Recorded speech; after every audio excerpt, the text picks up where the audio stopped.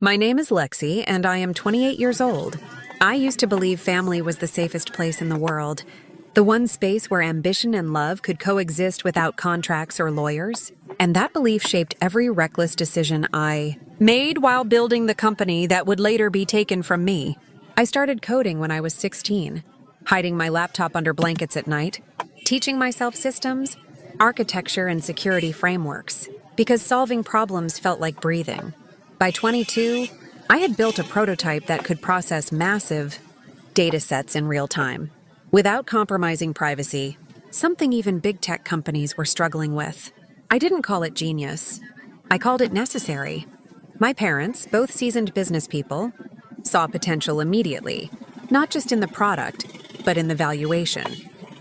They encouraged me to turn it into a startup, promised guidance, funding, and protection. I trusted them. I incorporated the company under their advice, let them handle investor meetings, let them polish the pitch decks, while I stayed buried in code, building what I thought was our future. I remember my dad saying, "Focus on what you're best at. Lexi, we'll handle the rest." At the time, it sounded like love. The company exploded faster than any of us expected. Within 3 years, we had enterprise clients, government contracts, and acquisition interest from names I had only seen in headlines. I was the CTO on paper, but in reality, I was the backbone. Every core algorithm, every encryption layer, every fail-safe mechanism came from my hands. Still, I didn't worry about titles. I was proud that my parents introduced me as our daughter, the brain behind it all. Proud that my mom would smile during board meetings and say, "This wouldn't exist without her." I ignored the small warning signs, documents I wasn't copied on, meetings scheduled without me, decisions announced instead of discussed. I told myself it was normal, that scaling meant delegation. Then came the day everything cracked. They called me into the boardroom on a Tuesday morning. No warning, no context. The room was full, lawyers, executives I barely recognized, and a man in a tailored suit I later learned was representing the acquiring firm. My parents sat at the head of the table, faces unreadable. My dad didn't waste time. "We're giving the equity to Brent," Dad said. "Now get out." "You're fired." For a second, I genuinely thought it was a joke, some twisted attempt at motivation. I laughed once, nervously, waiting for the punchline. It never came. My stomach dropped. I stared at them. "So you sold my code?" I asked, my voice sounding far away even to me. Mom laughed, light and dismissive, like I had misunderstood a dinner plan. "We sold our company." The words hit harder than any slap ever could. Sold. Past tense. Final. I looked around the room, at strangers who now knew more about my life's work than I was apparently allowed to.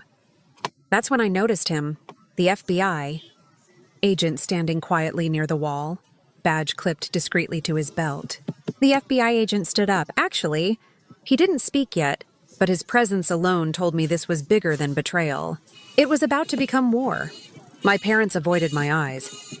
Brent, someone who had joined 6 months ago as an operations advisor, smirked, like he'd just won the lottery. And maybe he had.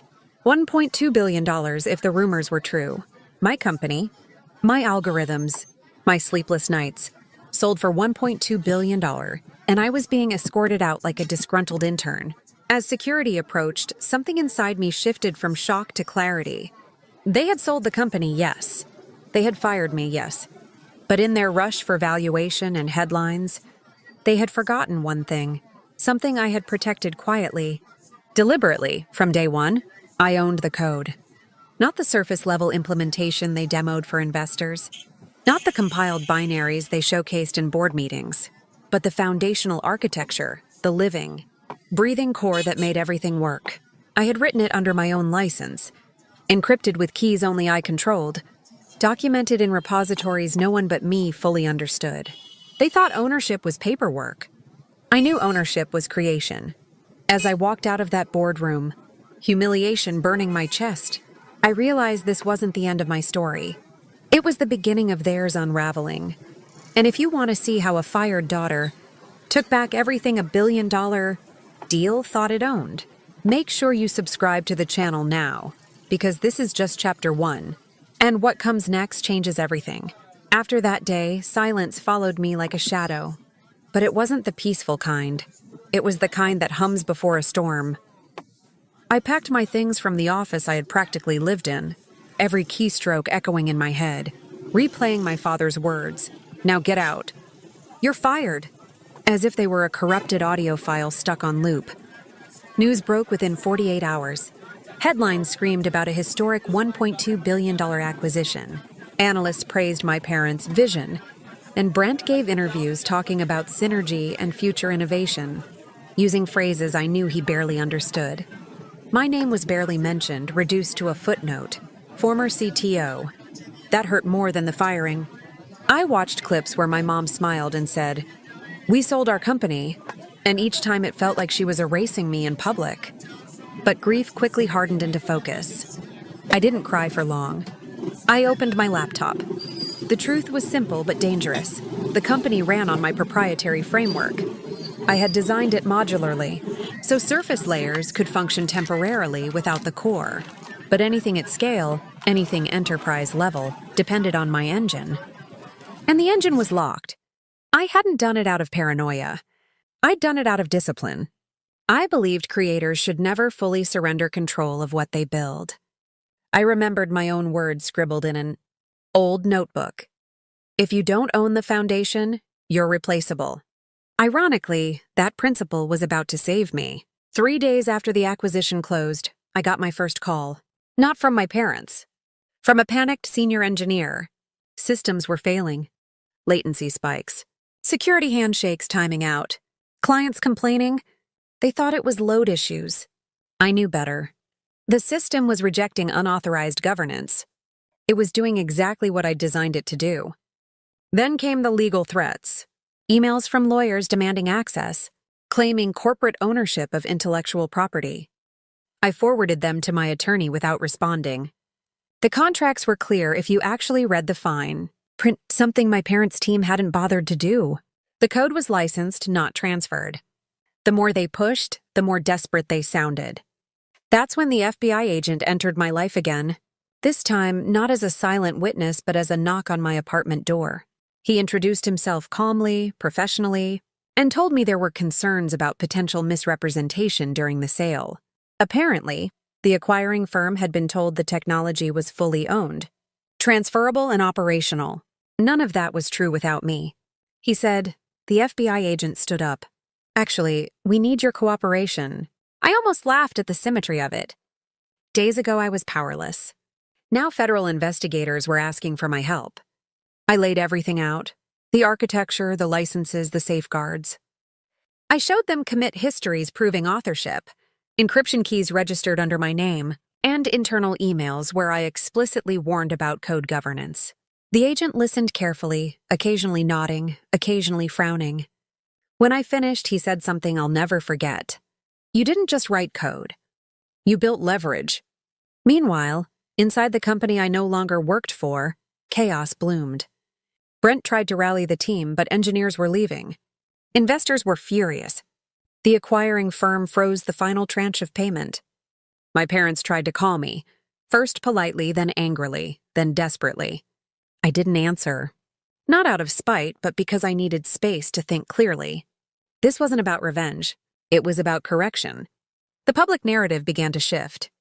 Anonymous sources leaked concerns. Tech blogs questioned the acquisition's viability. One article quoted an insider saying, "So you sold my code?" A line that somehow made its way into headlines, though no one knew it came from me. My mom called again, voice shaking this time. "Lexi, please," she said, forgetting for a moment that my name wasn't Lexi in this story. Forgetting, as she always had, that the person on the other end wasn't a brand asset, but her daughter. "We can fix this," I replied calmly. "You said, 'We sold our company.' You didn't sell me." There was a long silence. Behind the scenes, negotiations began without my parents at the center. The acquiring firm wanted a deal. Directly with me, they needed the code, and more importantly, they needed my cooperation to stabilize operations. The irony was thick. The woman they had watched get fired. was now the only one who could save their billion-dollar investment. I set my terms carefully, not just financially, but ethically. I demanded acknowledgement, governance rights, and protections for the engineering team who had trusted my leadership. I wasn't angry anymore. I was precise. Every clause I proposed felt like reclaiming a piece of myself that had been traded, away without consent. And as the world speculated, as boardrooms trembled, I sat quietly, hands steady on the keyboard, knowing Chapter 2 wasn't about winning. It was about reclaiming authorship of my own story. By the time the negotiations reached their breaking point, the illusion of power my parents once held had completely dissolved. The board that had applauded them weeks earlier was now questioning every signature, every assurance, every slide in the pitch deck that promised ownership they never truly had. I finally agreed to meet in person. Not in the old boardroom where I had been fired, but in a neutral conference space with glass walls and no family photos on display. My parents sat across from me, smaller somehow. While Brent avoided eye contact entirely, the acquiring firm's executives were tense, flanked by legal teams and, once again, that same FBI agent, calm and observant. As the meeting began, my dad tried to speak first, but the agent raised a hand. "Before we proceed," he said, "we need clarity on one thing." He looked directly at my parents.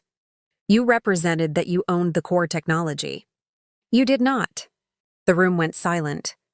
For the first time, the words they had thrown at me echoed back at them. Heavier now. "We sold our company." Except they hadn't. They had sold a shell. I explained everything slowly, methodically, not with anger but with facts. I showed how the system degraded without my authorization, how clients would continue to experience failures, how regulatory exposure would multiply. I didn't threaten. I educated. Then I laid out my proposal. I would license the core technology directly to the acquiring firm under a new agreement. I would return as chief architect, not as an employee to be fired at will, but as a controlling technical partner. The valuation would be adjusted, the public narrative corrected, and my parents would step down from operational control. Brent would be gone entirely. When I finished, one of the executives exhaled and said, "You're telling us the only way forward is through you." I nodded. It always was. My mom finally spoke, her voice cracking. "Lexi, we did this for you. For your future." I met her eyes and said the words that had lived in my chest since the beginning. "You did it without me." The distinction mattered. Family doesn't erase consent. Love doesn't replace respect. The deal moved fast after that. Lawyers rewrote contracts overnight. Press releases were delayed, then rewritten. The acquiring firm announced a strategic restructuring and publicly acknowledged me as the creator of the core technology. My parents resigned within a week. The media never got the full story, but enough leaked to make the truth unmistakable. Analysts who once praised the original sale now cited it as a cautionary tale. Somewhere in one article, buried deep, was a line that felt like justice. They forgot she owned the code. I returned to the company on my own terms. Engineers who had doubted themselves found confidence again. Systems stabilized. Clients stayed. And the irony wasn't lost on anyone that the woman who had been fired was now the reason the company survived at all. I didn't celebrate my parents' fall, but I didn't shield them either. Actions have consequences, even when wrapped in family language. The FBI investigation concluded quietly, with fines, settlements, and a lot of closed-door conversations that never reached the public. As for me, I moved forward lighter. Not because I had won billions, though the new deal ensured I would never worry about money again, but because I had reclaimed authorship. Sometimes late at night, I think back to that moment in the boardroom when my dad said, "Now get out." "You're fired." I remember asking, "So you sold my code?" And my mom laughing, saying, "We sold our company." I remember the FBI agent stood up. Actually, that was the moment everything changed. They thought power was something you could transfer with a signature. I learned it lives in creation, in knowing exactly how something works, and in refusing to disappear just because someone tells you to leave. This story isn't about revenge. It's about remembering who you are when the people closest to you forget. If this journey meant something to you, if you want to hear more stories about resilience, Truth and reclaiming what's yours. Make sure you subscribe to the channel now, because stories like this don't end here. And neither does the voice telling them.